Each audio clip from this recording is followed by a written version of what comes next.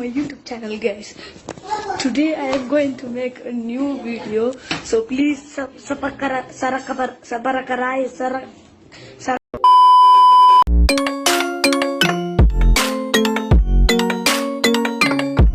Welcome all to the new video. So today we are doing something interesting, something different from our regular videos. We are making a tier list where we will list all the DBD mobile maps into the ranking. So from the best, which is S plus, to the worst, which is D. So we will rank all the 20 maps of DBD mobile in it. So this will be for the my preferences, for as per the my perspective. So everyone has a different perspective and choices, so you might make your own list and you might have a different opinion for all the maps. Okay, so here we go. So the first map is Treatment Theater, which I don't like much. It has 6272 meter square area and has a main building, killer shack and a lot of arena. So you will see that there are so many looping places in this map, but this map is the smallest map in the DBD mobile. So actually I don't like this map much because it has so many rooms. There are times where you can not able to find the generators and you will just lost in the place. There are generators mainly in this area. You can also see so many pallets here, so you can easily loop the killer. But if you ask me, I don't really like this map. Sometimes it just makes so much easier for the killers, not for the range killers but for the normal killers. So I don't like this map at all. And yeah, so this is the worst map I have ever countered. So let's give the rank. I will probably put it in the D rank because it's the worst map. Second, we have a Mount Ormond Resort. It has 9984 meter square area and it has a main building, killer shack and exit gates and lot of arena. So you will mainly see that the more exit gate it has, it is somewhat easier for the survivor, because obviously you have two more areas to go from, like not always but mostly the two gates will open. So this is a okay map, I can say, because it's so much brighten, like it's easier for killer to see the survivors. And yeah, it has a main building and the killer shack, but for the most of the killers this is not a big deal. The map should be bigger and it should be more darker for me, so that the killer will not be able to see much. So I can say this is a balanced map for the killer and the survivor. So but I'm not a big fan of this map. So let's rank now this map. We will probably put it in the bad map because I don't like that much this map. Now third map is Area of Crow. So this map has 9472 meter square and I do not found any other images of it, so this is the one I got it. I can say it has a killer shack, it has a very good main building, and it also has a lot of pallets where you can loop. This is not a short pallets, but you can say a good pallets like this here. Also you can find on the opposite side the same pallet, and also the main building has one or two pallets, so you have a lot of amount of pallets. So I can say this is also a balanced map, but usually if I mostly consider upon the survivor, like I am more biased as a survivor side because I am a survivor main. So if I will say, then this is not a good map for most of the survivors, because mostly killer will catch you, or it's so much brighten again.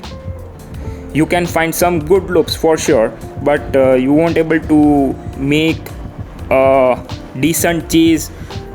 It's probably 50-50. Sometimes I like this map, sometimes I just hate this map so much. So now let's just rank this map. I'm confused about B and C. So this is probably will be in the B tier because it's a decent map. Now the next map is Dead Dog Saloon. It has 8704 meter square area, which is small, and it has one big main building and one killer shack and 4 exit doors. So if you just see the killer shack, which is usually not on the survivor side because it has one breakable wall, so easily the killer will catch you. And you can also see the main building, it is like huge. You can easily loop the killer for like almost 60 seconds or more. There are some good looping areas, and you can see bad pellets placement, but you can actually loop for 1 or 2 times. So this is pretty small map, and for the ranged killers it will be easier for them to catch you. So if I count on the survivor side, I do not actually like this map as much because it is small and mostly you will not be able to survive in this map. So now let's rank this map. I will probably put in the decent map because it is balanced. Now the fifth one is the game map. It has 2 floors, the upper and the lower, you can see there, and it has 5 ladders which you can use by going up or down. So this is mostly a survivor sided map, and because you can see there are a lot of pellets just because of that. Otherwise for the killer, some killers it is a good map, like night it is a good map. So it has a lot of pellets, I just agree with that, but you will not find the generators easily in this map. So it's somewhat balanced, I can say. It's not completely survivor sided, but if the killer plays well, then he can easily outplay the survivors. So I can say it is a good map for survivors for sure. They can easily win, but if the killer plays extremely well, he will able to catch the survivors. Like just pellets will not be enough for the survivors to win, because you have to do generators, and finding generators in this map, it's just bizarre. So this like, I love this map. If you ask me, I just like this map so much because I like to take chases. So now let's rank. I will probably put in the S plus or S. Let's put in the S tier because it's a good map. Lumpkin Lane, 6th map. It has 8448 meters square. Sorry for the image. It has 4 exit gates and a lot of buildings. You can see there is one building right in front of you. You have good looping space in that. You have a lot of pellets in this map. But it is a small map. Yeah, it's a dark map for sure, and there are so many hiding places, like in the bushes you can easily hide. There is a lot of pellets too, but I think people say it's a survivor sided map, but I feel it's a killer sided map. I don't usually like this map as much. It can be a balanced map, but mostly when even I play a killer, I win in this map. So if the survivor team is extremely good, they can outplay the killer. Otherwise the killer has more chances in this map. So now let's rank the map. I will probably put in the bad area because I don't like Suffocation Pit, 7th map. It has 9728 meter square area, which is a big, and 4 exit gate, 1 you can see main building, not a main exactly main building, but you can see a small building and a killer shack. So I just love this map too, because there are so many places where you can loop like this. Like this is the best looping place in this map. Like you can, if the killer even the killer is decent or good, you can make him chase you for longer duration. And obviously there is a killer shake, and there is this building which will give you more advantage from the survivor side. So I can say this is a balanced map too, but it's somewhat more at survivor sided. So now let's rank this. I will put in the S plus for sure. 8th is Cold Tower. It's just a brother of Suffocation Pit. Is 8704 meter square area, 4 exit gate, 1 main building, and 1 killer shack. So it has the same structure, but it has a bigger building than the Suffocation Pit. It has a smaller area than Suffocation Pit, but if you generally ask me, this is a good map for the killer and the survivor both. And like most of the times the survivor will just outplay the killer because of the looping area. It has so many looping areas like the killer shack, and like there are so many pellets even in this map which you can utilize properly. So this is a good map. I like this map most of the time. Sometimes if the killer is good, then they will outplay you. So now let's just rank it. I will surely put in the S tier. It's a great map. Now the 9th map is Ironwork of Misery. It's a new map, 9984 meter square, so it's almost like Coal Tower. It has a 4 exit gate, it has 1 main building and a killer shack. So when I say 4 exit gate, it means that 2 of the exit gate will get open when all the generators is done. So it has again a huge building, but it has a like this. The huge building is not of many use because it has just here 1 pallet, and again you can just go up and you can loop the killer for 1. You might have a dungeon, or you can say basement here or in the killer shack. So this is a good map too. It has a lot of pellets. Obviously it has many good areas where you can loop the killer pretty well. So I like this map. So now let's rank it. I will put obviously in the great tier, S tier. 10th map, the Pale Rose. 10,304 meter square. So it has a 3 exit gate, 1 killer shack and 1 building. Usually people use the boilover in the main building in this map, so I usually don't like this map. It's darker, but it has so many obstacles. When you take the chase, you stuck at some place. So I don't like this map as much. But it has a specific areas where you can find the generators for sure. But moreover, the killer will just outplay you in this map. And when the range killer like Huntress and you can say Deathslinger will come, they will just crush you. So I don't like this map that much. So now let's rank it. I'll put in the bad area for sure. 11 Gas 7. It's even a big map, 10,496 meters square. It has 4 exit gate, 1 main building and 1 killer shack. So it has all the criteria that a normal map has. And I usually like this map a lot because of the looping areas and the pellets, and you can say even when I play killer, I like this map. So I feel it's a balanced map. And sometime like the Blight or the other killer, it has more open space, right? So usually when the range killer will comes, it will be somewhat difficult for you, but if you will play well, then you will easily win in this map. So I like this map. So now let's just rank it. It's a decent map. So it's a good map actually. So let's rank it A. Family Residence. It's a 9984 meter square, so it's a decent map. It has 3 exit gates, 1 main building and 1 killer shack. So I can say I have a, you can say, biased opinion that it's not a good map for the survivor. Yeah, it has a decent area, but some of the looping areas are just worst. Like in the main building, you can say there is just a window, and you cannot do much when the killer just break that wall.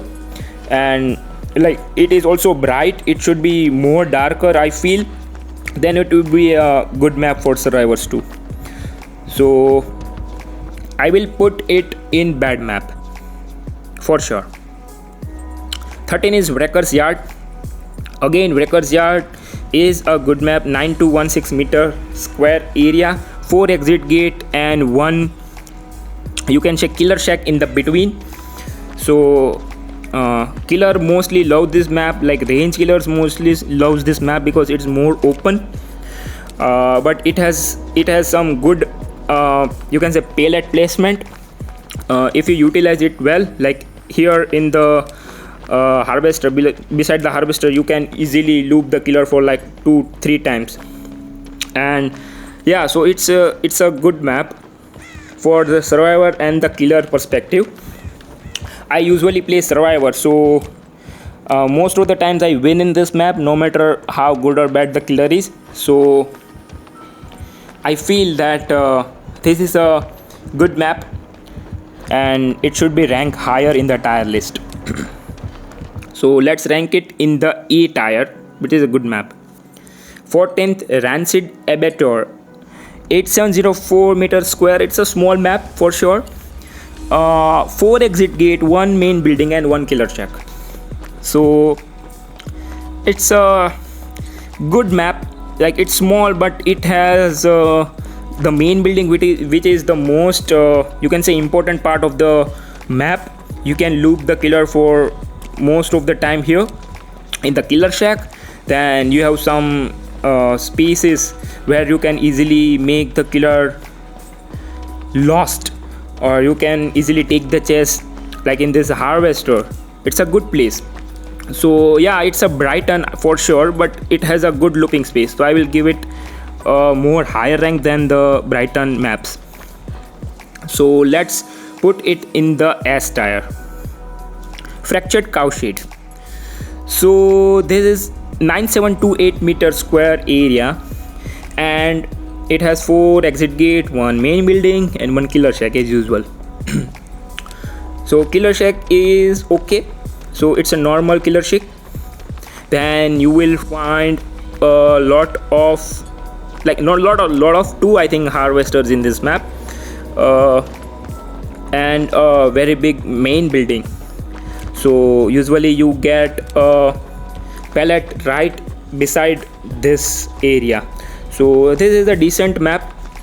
I will not rank it much higher, but it's a good map. So now let's just rank it.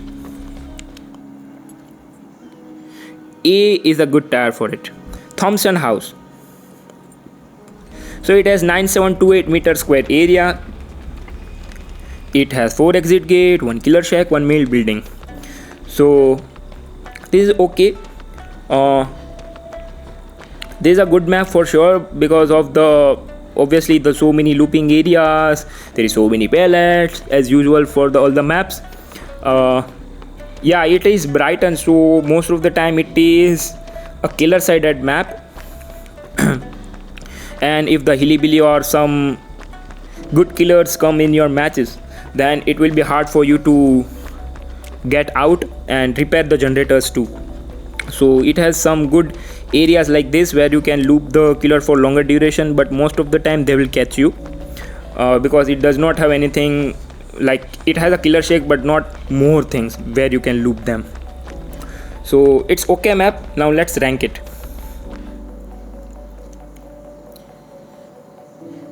So decent is a good area. Blood Lodge,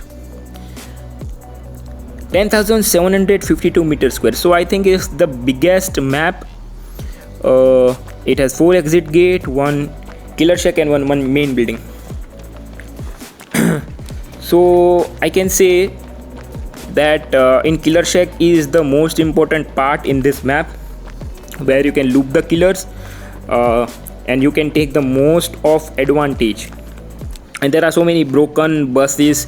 There is a broken house there, which you can use to loop the killer, and meanwhile your teammates will just fix the generator. So it's a decent, it's more than a decent map.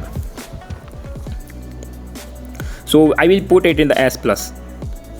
Rotten Field. So it's a 10,240 meter square area. It has 4 exit gate, 1 killer shack in the between. So I will say I usually don't like this kind of maps because, like, it's more of like, it has a con in between, but it will most of the time it will not save you. Yeah, you just have 1 killer shack and the random places of pallets. So I can say it's a balanced map for the killer and the survivor. Most of the time the killer will win in this map, but if the survivor will play well, then for sure they can outplay the killer in this map. So now let's just rank it. It will go in decent tier. Next is Father's Chapel. So it has 8960 meter square area and 4 exit gate, 1 main building and 1 killer shack.